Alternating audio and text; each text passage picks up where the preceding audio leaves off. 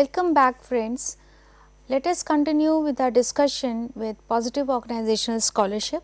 Today I will talk about a very important aspect of employees, that is well-being at work. This is a very salient feature that I am discussing today and has become the focus of OB professionals, that how to promote well-being at work, which is beyond work environment, which is beyond change and development, it is beyond something that leads to optimal functioning of employees, where there is no focus on mental illness, rather it is beyond something which leads to optimal functioning of employees, where there is experience of happiness, whereas there is experience of satisfaction and overall well-being.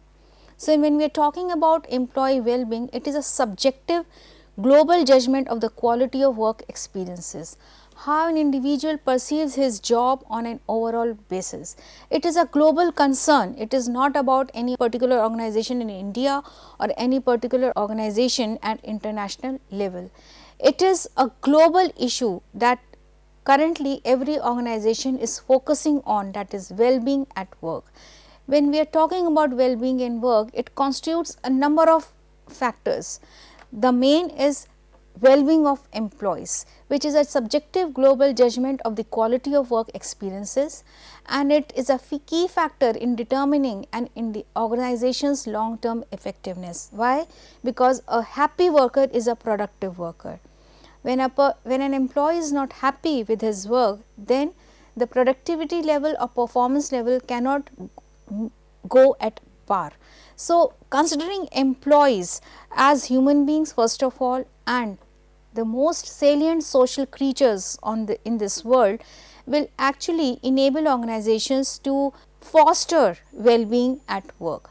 So, employee well-being is more than the absence of illness among employees, and it is not only about physical well-being, but other components of well-being that leads to the optimum functioning of employees.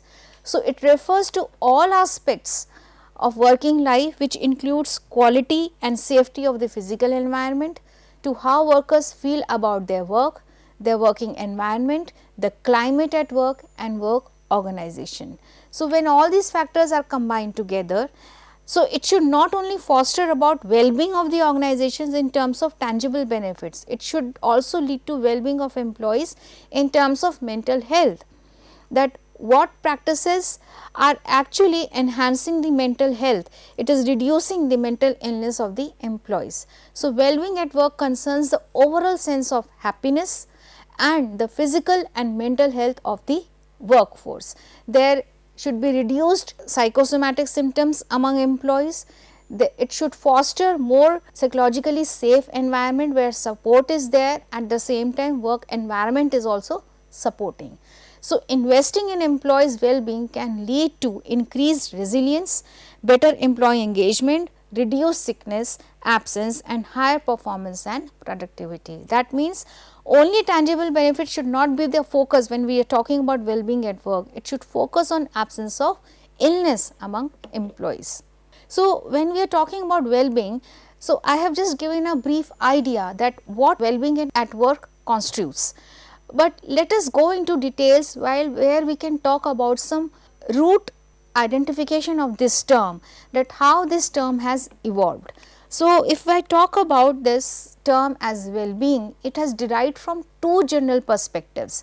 It is hedonic approach and eudaimonic approach. Eudaimonic approach is the most recent one, otherwise hedonic approach, which is very general to every person. That means, it concerns the pursuit of pleasant and comfortable states. That means, this means that every individual wants to experience pleasure and avoid pain. This is hedonic approach. We are experiencing cold, we are feeling cold, we will feel uncomfortable and we will put on the thermals, and there is a state of homeostasis. That means, we are comfortable, right.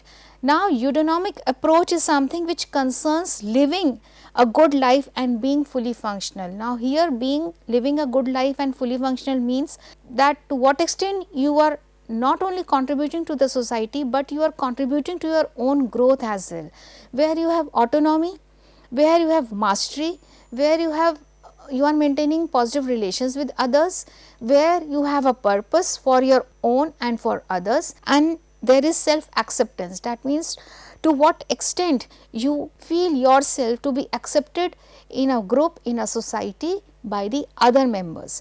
So, this is eudaimonic approach where you are fully functional. That means at psychological level you are experiencing personal growth. So, when we are talking about hedonic approach, this approach relates to subjective well-being, which constitutes life satisfaction, presence of positive and negative mood, and which is often summarized as happiness. When we are talking about hedonic approach, we are actually focusing on the happiness, where our yardstick of happiness is in terms of assessment of our life, to what extent we are successful at personal professional level, whether we are experiencing positive mood or positive emotions or negative emotions, and when we are combining the scores on all the three aspects, life satisfaction, positive and negative effect, then it will constitute happiness, because there is common assessment, general assessment of an individual's life. Whereas eudaimonic approach relates to psychological well-being, where you are doing good to others, you are making your life psychologically fully functional, and there are different aspects where you can identify your level of satisfaction in terms of personal growth, in terms of environmental mastery, where your decision making latitude is very high. There is growth, there is self acceptance, there is environmental mastery and positive relation with others. Now, this positive relation, so all these factors when come together, they will help you to actualize yourself, that where you have reached when you are assessing your life.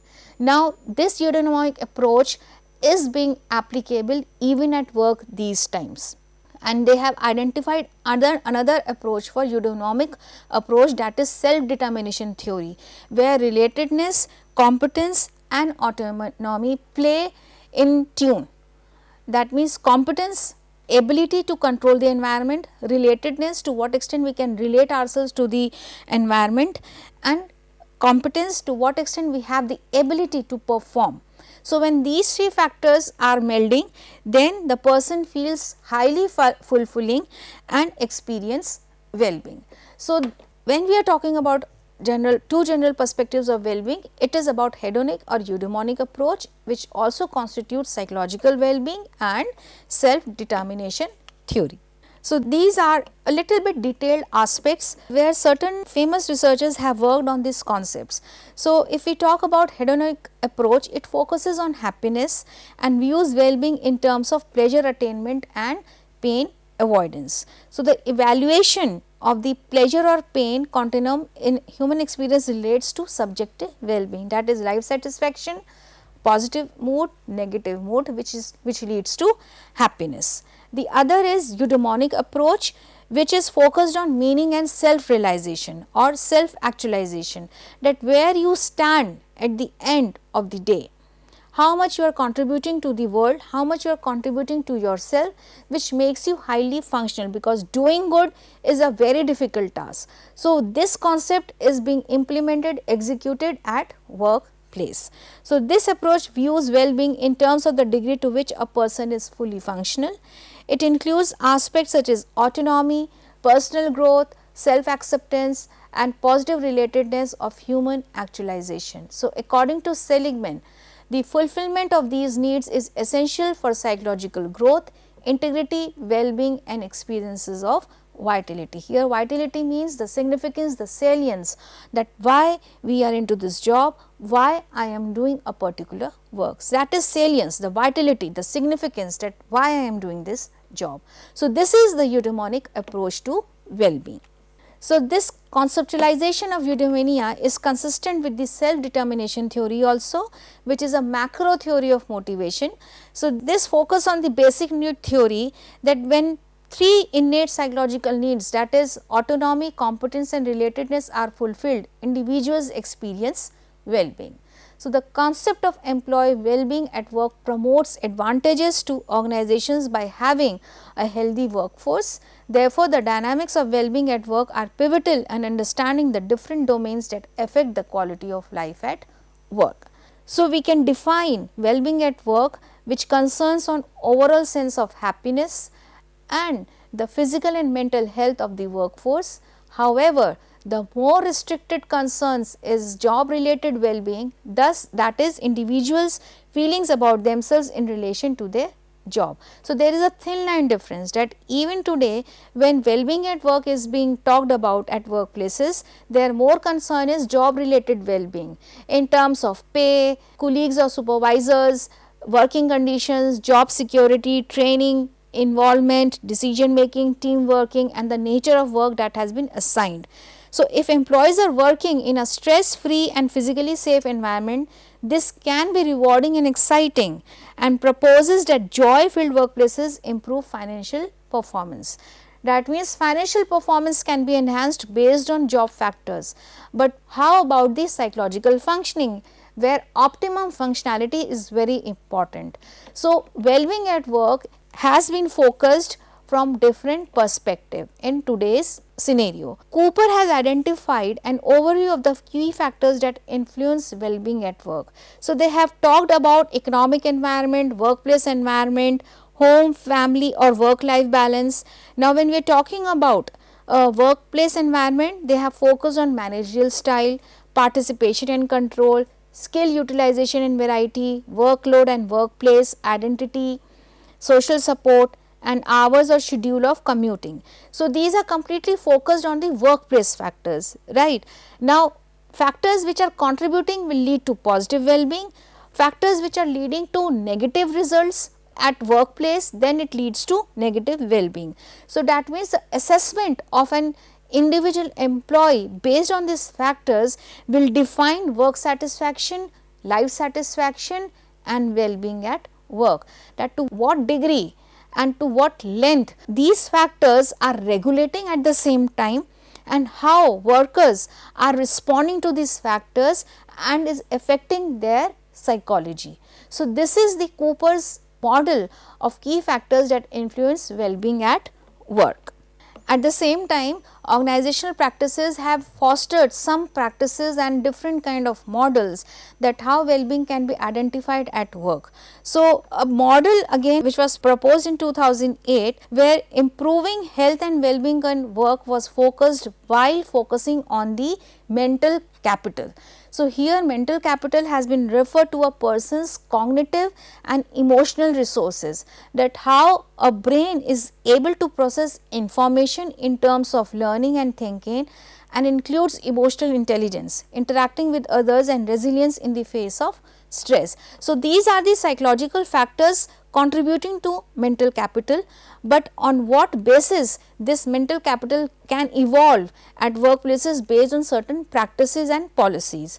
So, some interventions have been suggested by OB professionals in terms of assessment of work environment for impact on mental capital of workers. Then recommending annual stress or well-being audits, here audits to what extent any employee or the degree to which employees are experiencing well-being at work or not, the degree. Encourage companies to develop MCW, that is mental capital of the workers, better diagnosis and remediation of underlying work related stress, better coordinate primary care and occupational health services, which also includes workplace counseling.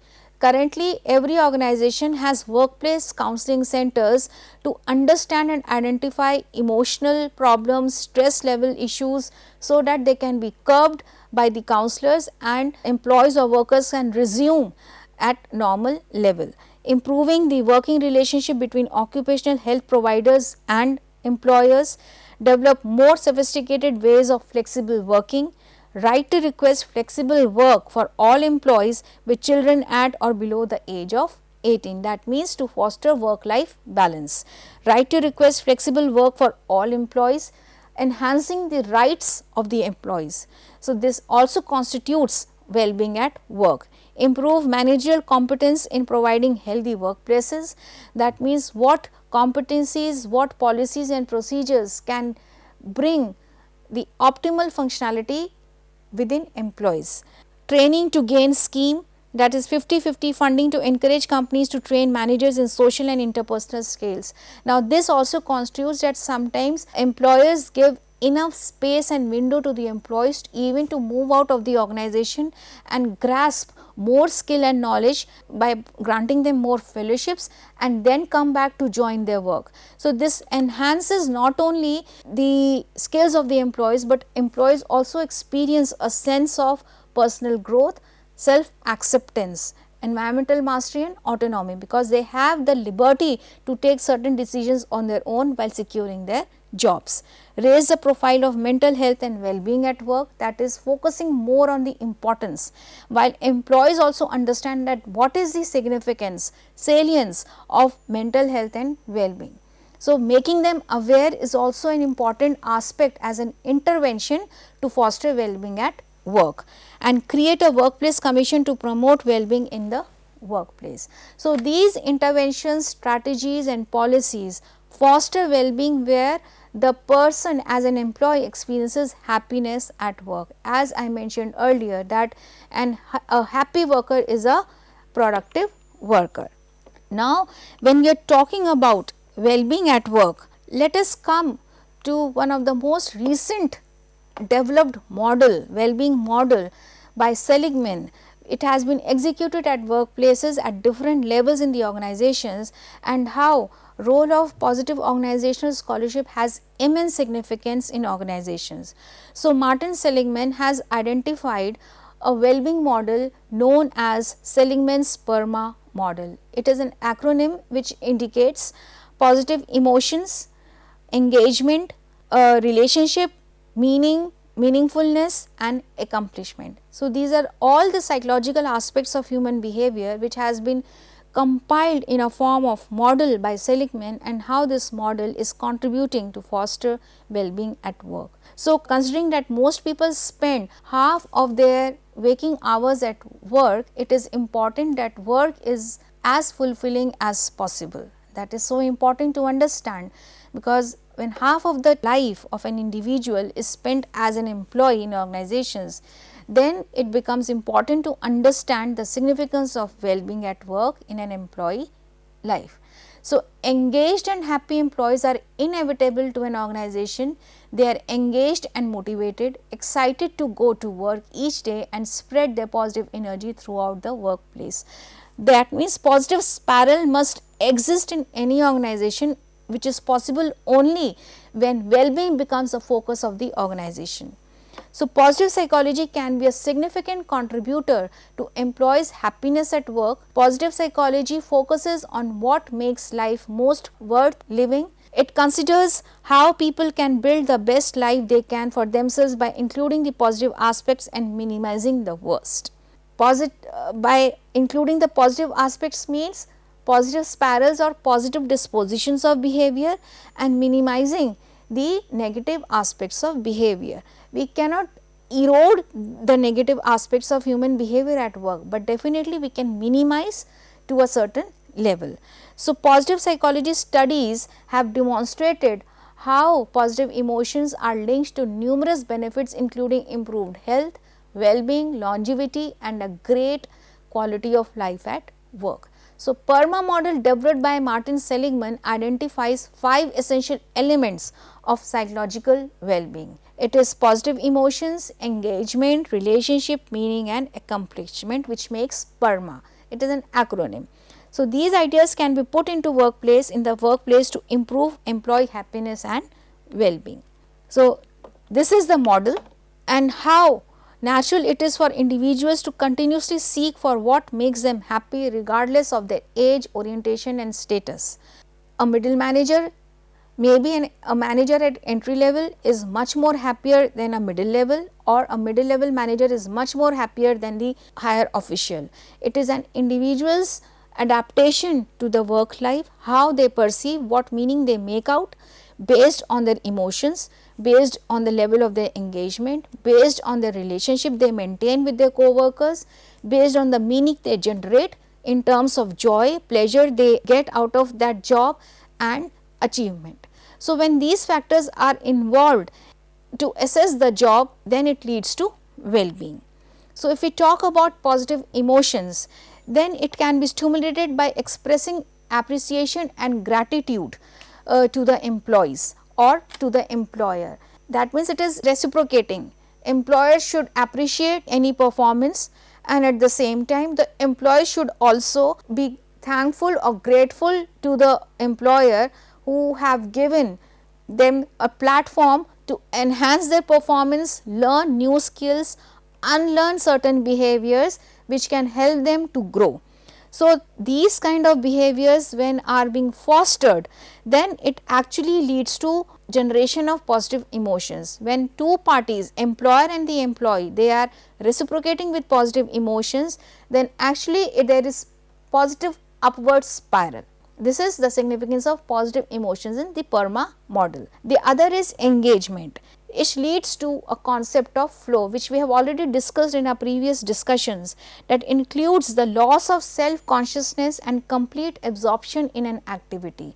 So, any employee who is completely immersed in the job, who is completely engaged with the job with all the vigor, dedication and immersion, then the person becomes highly engaged. The employee finds lot of difficulty to detach oneself from the work because of deep involvement in the job, and there they identify their own strengths and personal strengths as well with lot of sense of satisfaction and motivation. So, again, even when an employee is identifying himself as an engaged employee, so there is upward spiral of positive emotions. So, this drives higher levels of motivation, satisfaction and well-being at work. Relationship. This is another aspect of PERMA model, which is based on the idea that humans are inherently social creatures. We all are social animals, and without socialization survival becomes difficult.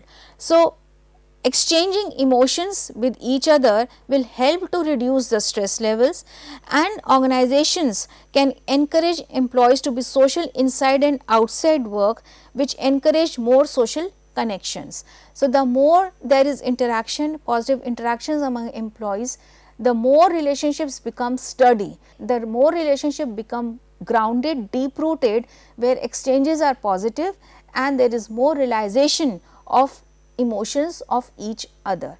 This is the third factor of PERMA model. The other is meaning. It is another intrinsic human quality in search of meaning and the need to have a sense of value and worth. To what extent you are understanding your worth to perform a job, and to what extent you understand the significance of performing a job. It is both ways and at both the ends. So, it depends on an individual's perception that how we are important to face a significant, it is important to face the significant challenges of an adversity of the job or at workplaces, while understanding the significance, the salience of the job.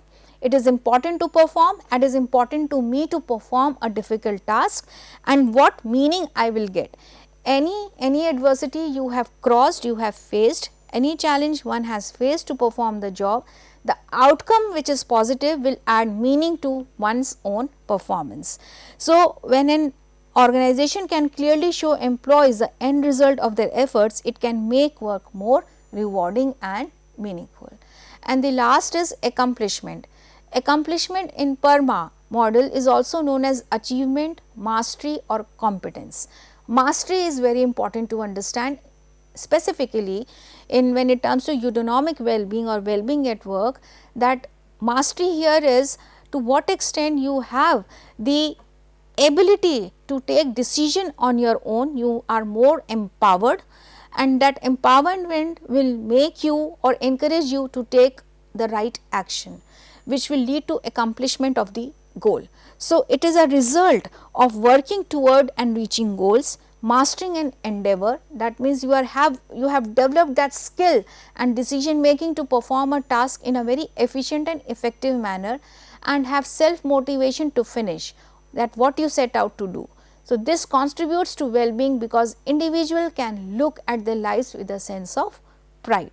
So, this is how according to Seligman well-being at work can be experienced based on these 5 positive aspects, that is the PERMA model: positive emotions, engagement, relationships, meaning and accomplishment.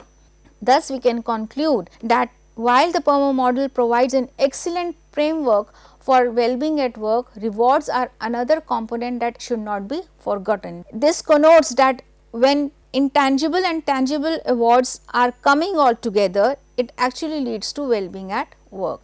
Rewards activate the pleasure center of the brain and can translate into greater happiness, motivation and productivity at work. To be effective, rewards do not have to be extravagant, rewards can be self-induced. A simple gesture of appreciation in terms of reward or any positive experience coming out of performing a job can be rewarding to an individual, and organizations consider as most valuable to their employees.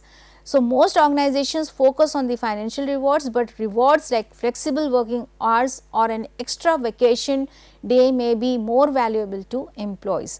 After performing a difficult task, a small gesture of appreciation, a small gesture of offering flexible working hours is greatest reward than any monetary reward. Thus, by following the PERMA model of positive psychology, organizations can create an engaged and motivated workforce, that is positive workforce for well-being throughout the organization.